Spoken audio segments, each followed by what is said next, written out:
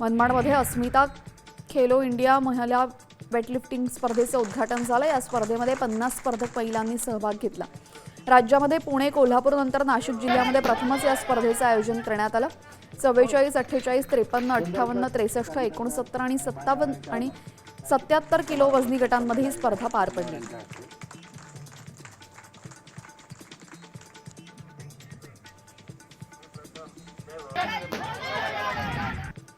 अमरावतीमध्ये क्रीडा क्षेत्रातील खेळाडूंना क्रीडा साहित्याचं वाटप करण्यात आलं।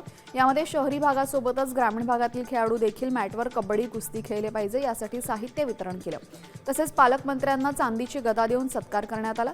यावेळी 94 लाखाचं क्रीडा साहित्य वाटप करण्यात आलं। मुंबईमध्ये शिवसेना शिंदे गटानं कावड यात्रेचं आयोजन केलेलं। शिवसेनेचे चांदिवली विधानसभेचे आमदार दिलीप लांडे यांच्या नेतृत्वाखाली श्रावण मासाचं पवित्र लक्षात घेऊन यात्रेचं आयोजन करण्यात आलं। या कावड यात्रेमध्ये हजारो महिला महादेवाच्या पिंडीवर जलाभिषेक करण्यासाठी कलश घेऊन सहभागी झाल्या।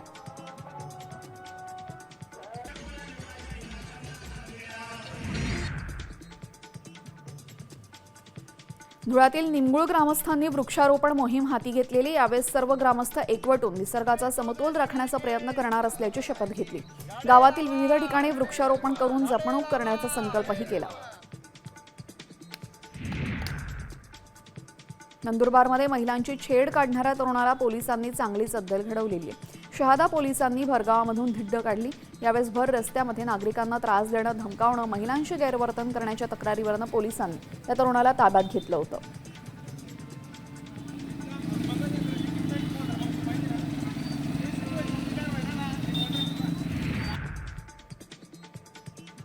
ठाण्यातील वर्षा मॅरेथॉनमध्ये उपमुख्यमंत्री एकनाथ शिंदे सुद्धा सहभागी झाले। यावेळेस ठाणे महानगरपालिकेच्या वतीने वर्षा मॅरेथॉनचं आयोजन करण्यात आलेलं। उपमुख्यमंत्री एकनाथ शिंदे यांनी हिरवा झेंडा दाखवल्यानंतर स्पर्धेला सुरुवात झाली आणि ते स्वतः सुद्धा मॅरेथॉनमध्ये धावले।